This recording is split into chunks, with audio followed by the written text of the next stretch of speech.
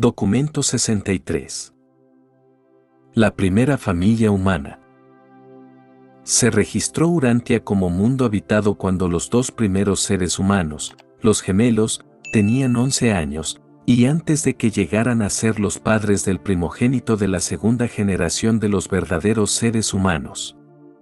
En esta ocasión de reconocimiento planetario formal se cerró el mensaje del arcángel de Salvintón con las siguientes palabras: ha aparecido la mente humana en el 606 de Satania, y estos padres de una raza nueva se llamarán Andón y Fonta. Y todos los arcángeles rezan para que estas criaturas, con prontitud, sean así provistas para que resida en su persona el don del Espíritu del Padre Universal. Andón es el nombre nevadónico que significa la primera criatura a semejanza del Padre en exhibir el ansia humana por la perfección. Fonta significa la primera criatura a semejanza del Hijo en exhibir el ansia humana por la perfección. Andón y Fonta nunca conocieron estos nombres hasta que se les confirieron al fusionarse con sus ajustadores del pensamiento. Durante toda su estadía mortal en Urantia se llamaron Sontaan y Sontaen. Sontaan significa amado por la madre y Sontaen significa amado por el padre. Ellos mismos se dieron estos nombres, cuyo significado es indicativo del afecto y estimación que se tenían. 1. Andón y Fonta. En muchos aspectos, Andón y Fonta fueron la pareja más extraordinaria de seres humanos que jamás hubiera vivido en la faz de la tierra.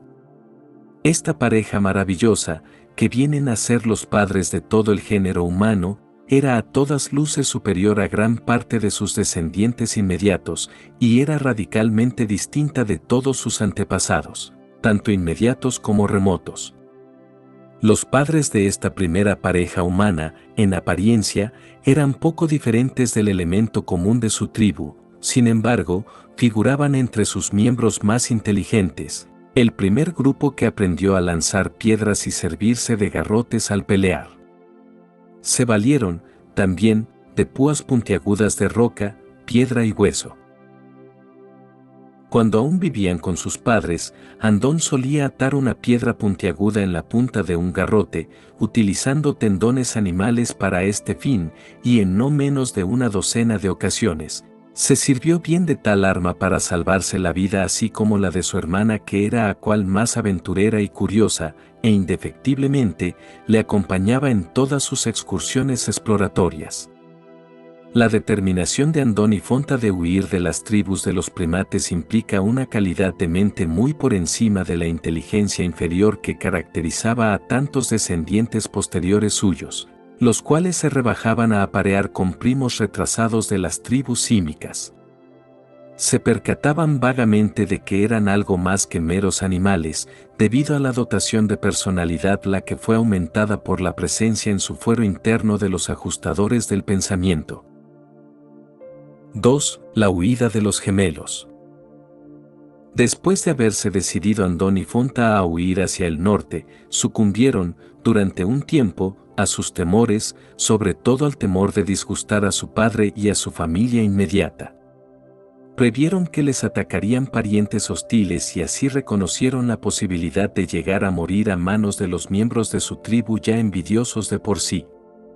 Durante su juventud, los gemelos habían pasado la mayor parte del tiempo en su compañía mutua, y por eso nunca habían sido excesivamente populares entre sus primos animales de la tribu de los primates. Tampoco habían mejorado su posición en la tribu al construirse una morada arbórea muy superior y separada. Y en esta nueva morada entre las copas de los árboles, una noche después de que les despertó una tormenta violenta, mientras se tenían abrazados por el temor y afecto, resolvieron, final e incondicionalmente, huir del hábitat de la tribu y del hogar en las copas de los árboles. Ya habían preparado un tosco refugio en las copas de los árboles a una media jornada hacia el norte. Este fue su escondite seguro y secreto durante el primer día fuera de los bosques natales. A pesar de que los gemelos tenían en común con los primates el implacable temor de estar en el suelo por la noche, se aventuraron a partir en el viaje hacia el norte poco antes del anochecer. Además de requerirse una valentía inusitada para que emprendieran este viaje nocturno, acertaron en concluir que era menos probable, hasta en plenilunio, que descubrieran su ausencia y, por tanto, les persiguieran sus parientes y demás miembros de la tribu. Así, un poco después de la medianoche, lograron llegar a salvo al lugar de reunión anteriormente dispuesto. En su viaje hacia el norte descubrieron un depósito expuesto de piedras y, encontrando allí muchas piedras de forma apta para usos varios, juntaron una reserva de estas para el futuro.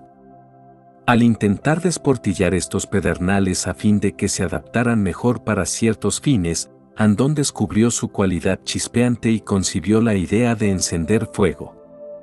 Mas, en este momento, la noción no se le inculcó firmemente, pues el clima aún estaba salubre y poca necesidad había de fuego. El sol otoñal, sin embargo, iba bajando cada vez más en el cielo, y a medida que viajaban hacia el norte, las noches tornaban cada vez más frías. Ya se habían visto obligados a valerse de pieles animales para el calor que éstas ofrecían. Antes de que llevaran un mes fuera de su tierra natal, Andón le indicó a su consorte que creía saber crear fuego con la piedra. Durante 2 meses trataron de utilizar la chispa de la piedra para encender un fuego, pero sus esfuerzos fueron infructuosos. Cada día esta pareja golpeaba las piedras y se esforzaban por prenderle fuego al palo. Al fin, una tarde, a la hora de ponerse el sol, se desenmarañó el secreto de la técnica al ocurrírsele a Fonta subirse a un árbol próximo para conseguir el nido abandonado de un pájaro. El nido estaba seco y sumamente inflamable, por consiguiente, justamente al caerle la chispa, se originó una llamarada que produjo un fuego abundante. Tan sorprendidos y sobrecogidos se quedaron al lograrlo, que en poco estuvo que se perdiera el fuego, pero lo salvaron agregándole el combustible adecuado, y luego los padres de toda la humanidad iniciaron la primera búsqueda de leña. Este fue uno de los momentos de más regocijo de toda su vida que, a pesar de ser corta, fue repleta de sucesos pletóricos. Se pasaron toda la noche en vela observando arder su fuego, echando de ver, de manera vaga, que habían hecho un descubrimiento que les posibilitaría desafiar al clima y así independizarse, por siempre jamás, de sus parientes animales de las tierras meridionales. Al cabo de 3 días de reposar y disfrutar del fuego, prosiguieron su viaje. Los antepasados primates de Andón, a menudo, habían mantenido vivo el fuego que los rayos encendían, pero nunca, anteriormente, habían contado las criaturas de la tierra con un método de iniciar un fuego a voluntad. No obstante, pasó mucho tiempo antes de que los gemelos supieran que el musgo seco y otros materiales servirían para encender un fuego al igual que los nidos de los pájaros. 3. La familia de Andón. Transcurrieron casi 2 años desde la noche en que partieron los gemelos de su hogar hasta que nació su primer hijo. Le llamaron Sontad, y Sontad fue la primera criatura en Urantia que fue envuelta en cubiertas protectoras al nacer. La raza humana había comenzado, y con esta evolución nueva apareció el instinto de cuidar debidamente a los infantes que nacían cada vez más endebles, lo cual caracterizaría el desarrollo progresivo de la mente de orden intelectual frente al tipo animal más propiamente dicho.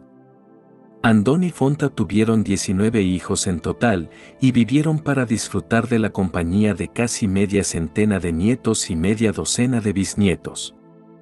La familia residía en 4 refugios de roca contiguos, o semicuevas, 3 de las cuales se comunicaban por pasajes que habían sido excavados en la blanda caliza con herramientas de piedra ideadas por los hijos de Andón.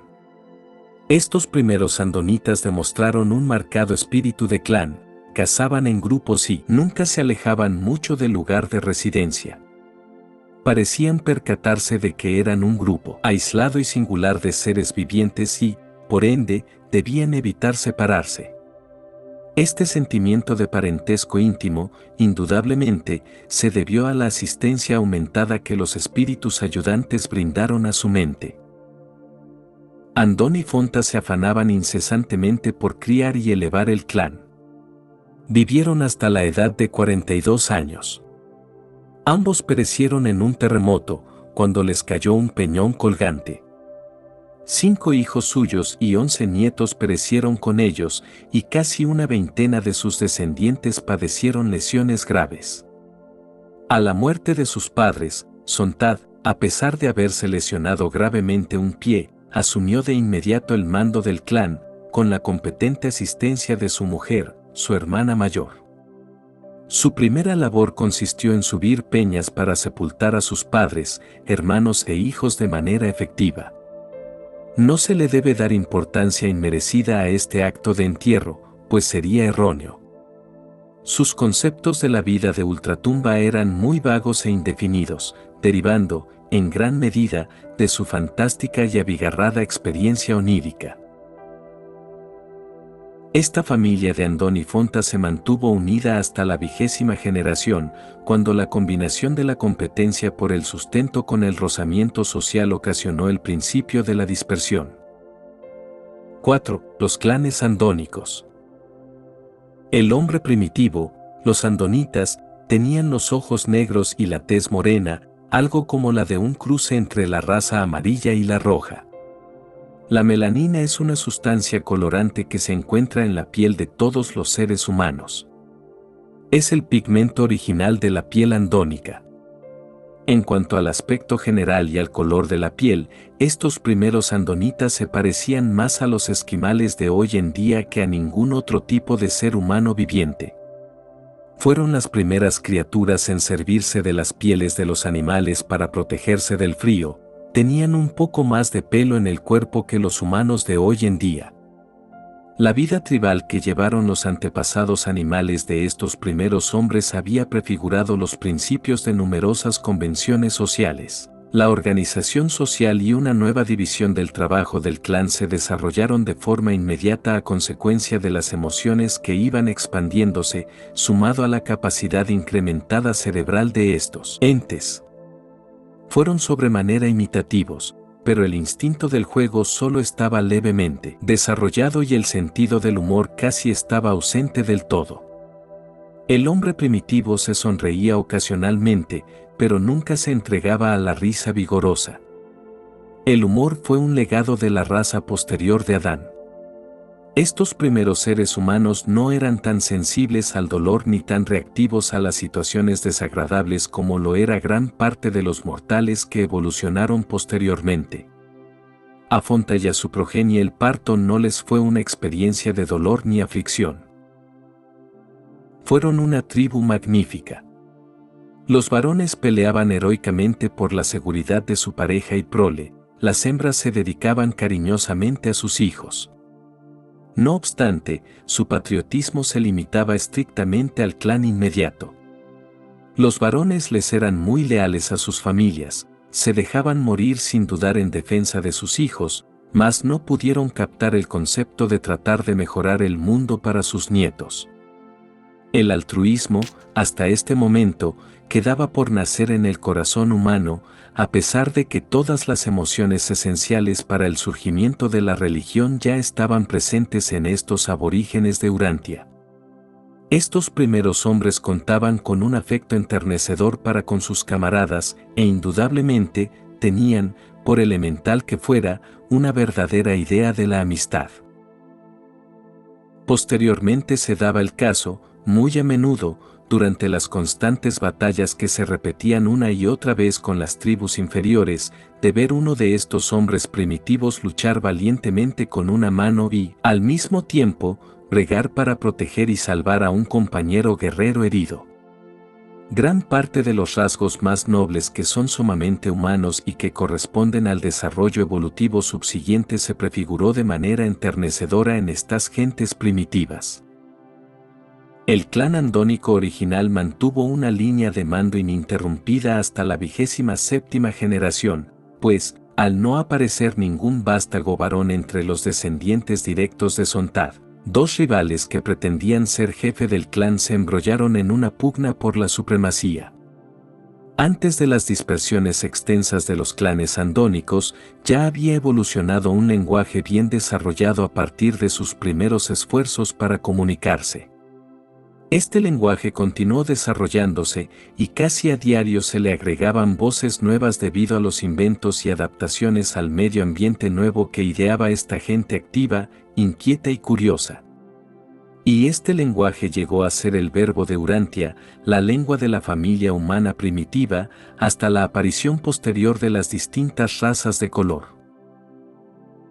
Con el paso del tiempo, los clanes andónicos aumentaron en número, y la interacción de las familias que iban expandiéndose redundó en desavenencias y malentendidos. Solo dos cosas llegaron a ocuparle la mente a esta gente: cazar para obtener sustento y pelear para vengarse de alguna injusticia o insulto real o supuesto del cual había sido objeto a manos de las tribus vecinas. Las enemistades consuetudinarias entre familias aumentaron, se declaraban guerras, y graves pérdidas se sufrieron entre los mejores elementos de los grupos más avanzados y hábiles. Algunas de estas pérdidas fueron irreparables, algunas de las fuentes de habilidad e inteligencia más valiosas del mundo, en estas ocasiones, se perdieron por siempre jamás. Estas incesantes guerras de los clanes amenazaron a esta primera raza y a su civilización primitiva con la extinción. Es imposible lograr convencer a semejantes seres humanos primitivos de que perduren conviviendo en paz. El hombre desciende de animales entregados a la lucha, y la gente inculta se irrita y ofende al relacionarse estrechamente. Los portadores de vida conocen esta tendencia entre las criaturas evolutivas, y por consiguiente, disponen separar ulteriormente a los seres humanos en vías de desarrollo en un mínimo de 3, y más a menudo, en 6 razas distintas y separadas. 5. La dispersión de los andonitas. Las primeras razas andonitas no penetraron mucho en el interior de Asia, y en un principio, no entraron en África. La geografía de aquellos tiempos las encaminó hacia el norte, y alcanzaba a esta gente cada vez más al norte en sus viajes hasta que se lo impidió la tercera glaciación que iba avanzando poco a poco. Antes de que esta extensa capa de hielo llegara a Francia y las Islas Británicas, los descendientes de Andoni Fonta habían avanzado a duras penas hacia el oeste sobre Europa y habían establecido más de 1000 asentamientos separados a lo largo de los grandes ríos que desembocaban en las aguas del Mar del Norte, las cuales, a la sazón, eran tibias. Estas tribus andónicas fueron los primeros moradores de las riberas fluviales de Francia, habitaron a lo largo del río Somme por decenas de miles de años. El Somme es el único río que los glaciales no cambiaron, pues seguía el mismo curso para desembocar en el mar de forma muy similar a como lo hace hoy día. Así se explica por qué se encuentran tantos rastros de los descendientes andónicos a lo largo del cauce del valle de este río.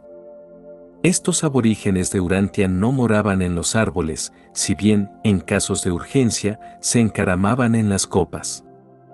Solían morar al cobijo de los nichos naturales que se forman en los barrancos por las márgenes de los ríos y en las cuevas de la ladera de los riscos que les ofrecían un buen panorama de las vías de acercamiento y los abrigaba de la intemperie. De este modo podían gozar de la comodidad de sus fogatas sin que el humo les incomodara demasiado. Tampoco fueron verdaderos cavernícolas, aunque posteriormente las últimas capas de hielo llegaron más hacia el sur obligando a sus descendientes a morar en las cuevas. Preferían acampar cerca de los bordes de un bosque y junto a un riachuelo. Pronto adquirieron una notable habilidad para camuflar sus moradas abrigadas y demostraron gran habilidad en construir recintos cerrados de roca para dormir, cobertizos de piedra con una pequeña cúpula, en los cuales se metían a gatas por la noche. La entrada de tal casita se cerraba corriendo una piedra para taparla, una piedra grande que se había colocado en el interior para este fin antes de colocar las últimas piedras del techo.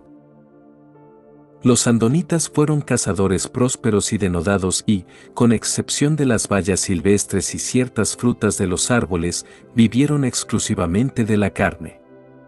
Tal como Andón había inventado el hacha de piedra, asimismo sus descendientes no tardaron en descubrir la lanza de palo y el arpón y en servirse de ellos de manera efectiva. Por fin una mente que creaba herramientas funcionaba en coordinación con una mano diestra en el manejo de los implementos, y estos humanos primitivos llegaron a ser muy expertos en la elaboración de herramientas de piedra. Hacían viajes de largas distancias abarcando vastos territorios en busca de piedra, de forma muy parecida a como los humanos de hoy día viajan hasta los rincones más remotos de la Tierra en pos de oro, platino y diamantes. Y de muchas otras maneras estas tribus de Andón manifestaron un grado de inteligencia que sus descendientes retrógrados no lograron en medio millón de años, aunque sí volvían a descubrir una y otra vez varios métodos de encender el fuego. 6. Onagar, el primer maestro de la verdad. A medida que la dispersión andónica se extendía, la calidad cultural y espiritual de los clanes iba empeorando durante casi 10.000 años, hasta los días de Onagar, quien asumió el mando de estas tribus, sembró la paz entre ellas, y por primera vez, les guió a todos en la adoración de el que da aliento a los hombres y los animales. La filosofía de Andón había sido de lo más confusa. Apenas se había escapado de convertirse en adorador del fuego por la gran comodidad que derivó del haber descubierto el fuego de forma casual. La razón, sin embargo, le había guiado para abandonar su propio descubrimiento como objeto de adoración, a favor del sol en cuanto fuente de calor y luz superior que inspiraba más temor reverente, pero no llegó a ser adorador del sol, puesto que éste era demasiado remoto. Los andonitas no se demoraron en desarrollar el temor a las fuerzas naturales, trueno, relámpago, lluvia, nieve, granizo e hielo. Pero el hambre fue el afán que constantemente reaparecía en estos días primitivos, y puesto que subsistían en gran medida de los animales, con el tiempo llegó a evolucionar una especie de adoración de los animales. Para Andón los animales mayores que servían para su alimentación eran símbolos del poder creativo y la capacidad sustentadora.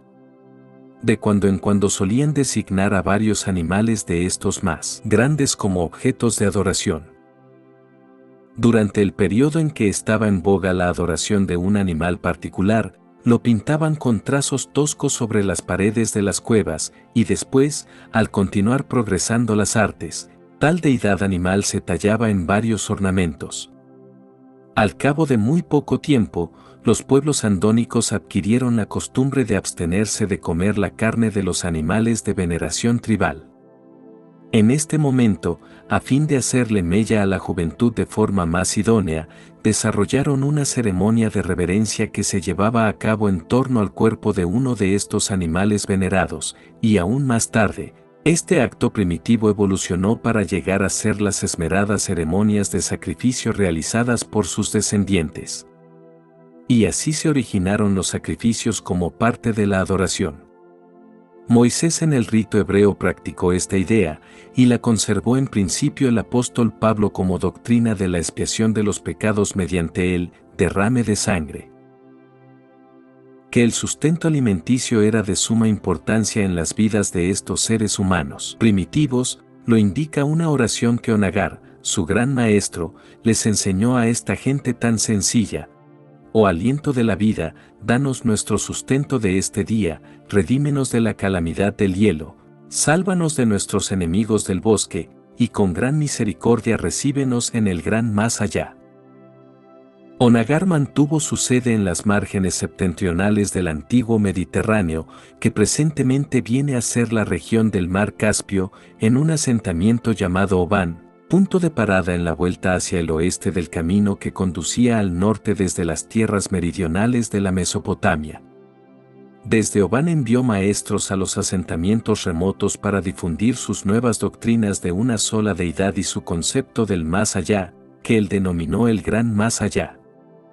Estos emisarios de Onagar fueron los primeros misioneros del mundo, también fueron los primeros seres humanos en cocer la carne, los primeros en utilizar el fuego con regularidad para preparar la comida. Cocían la carne en la punta de un palo y también en piedras calientes, después llegaron a asar trozos grandes al fuego. Sus descendientes, sin embargo, casi revirtieron del todo al consumo de la carne cruda. Nació Onagar hace 983.323 años, contando desde 1934 después de Cristo, y vivió hasta la edad de 69 años. La historia de los logros de este genio maestro y guía espiritual de los días anteriores al príncipe planetario es el emocionante relato de la organización de estos pueblos primitivos en una verdadera sociedad. Instituyó un gobierno tribal eficaz que siguió sin par entre las generaciones sucesivas durante muchos milenios. Nunca más, hasta el advenimiento del príncipe planetario, hubo semejante civilización de tanta elevación espiritual en la Tierra. Esta gente sencilla tenía, aunque primitiva, una verdadera religión, pero se perdió subsiguientemente a sus descendientes en decadencia. Aunque tanto Andón como Fonta habían recibido ajustadores del pensamiento, tal como los había recibido gran parte de sus descendientes, no fue hasta los días de Onagar que los ajustadores y serafines guardianes llegaron en grandes números a Urantia. Esta fue, en efecto, la edad de oro del hombre primitivo. 7. La supervivencia de Andón y Fonta. Andón y Fonta, los espléndidos fundadores de la raza humana, recibieron reconocimiento cuando, a la llegada del príncipe planetario, hubo la adjudicación en Urantia, y a su debido momento surgieron del régimen de los mundos de estancia con el estado de ciudadanía en Jerusalén. Bien que nunca se les ha permitido volver a Urantia, conocen la historia de la raza que fundaron. Se dolieron de la traición de Caligastia, se lamentaron del fracaso de Adán, pero se regocijaron sobremanera al recibir el aviso de que Micael había seleccionado su mundo para el escenario de su último auto-otorgamiento. En Jerusalén tanto Andón como Fonta se fusionaron con sus ajustadores del pensamiento, al igual que se fusionaron varios hijos suyos, Sontad inclusive, pero la mayoría de sus mismos descendientes inmediatos solo lograron la fusión con el espíritu. Andón y Fonta, al poco tiempo de su llegada a Jerusalén, recibieron permiso del soberano del sistema para retornar al primer mundo de estancia para servir con las personalidades morontiales, quienes les dan la bienvenida a los peregrinos del tiempo de Urantia a las esferas celestiales. Y se les ha asignado a dicho servicio por tiempo indefinido. Procuraron mandar saludos a Urantia en relación con estas revelaciones, pero, prudentemente, se les negó esta petición. Y esta es la narración del capítulo más heroico y fascinante de toda la historia de Urantia, la historia de la evolución, las luchas de la vida, la muerte y supervivencia eterna de los singulares padres de todo el género humano. Gracias por escuchar Urantia.